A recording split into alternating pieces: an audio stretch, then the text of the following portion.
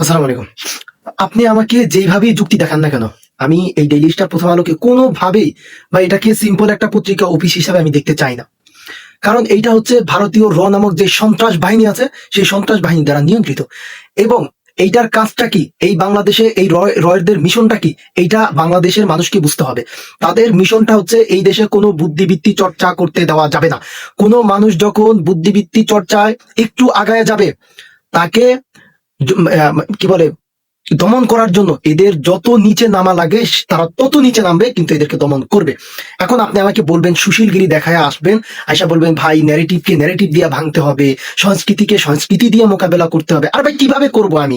আমার যে অপোনেন্ট সাংস্কৃতিক অঙ্গন আছে, সে তো ভাই সশস্ত্র অবস্থানে আছে।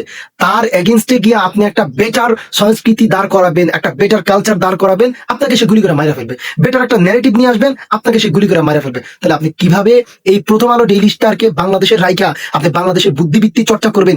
এইটা কোনোদিন হইতে পারে না। আমি একটা কথা হর হামেশাই বলে থাকি, তেল আর জল কখনো এক হয় না।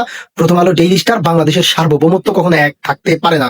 হয়তো এদেশের ডেইলি স্টার প্রথম আলো থাকবে, নাহলে বাংলাদেশের সার্বভৌমত্ব থাকবে। এই বাংলাদেশের মানুষকে সিদ্ধান্ত নিতে হবে, তারা কি প্রথম আলো ডেইলি স্টারকে চায় নাকি বাংলাদেশের সার্বভৌমত্ব চায়। যদি চায়, তাহলে ডেইলি স্টার প্রথম আলোকে এখনই সময় এসেছে এদেরকে এই বাংলাদেশ থেকে তাড়ানোর।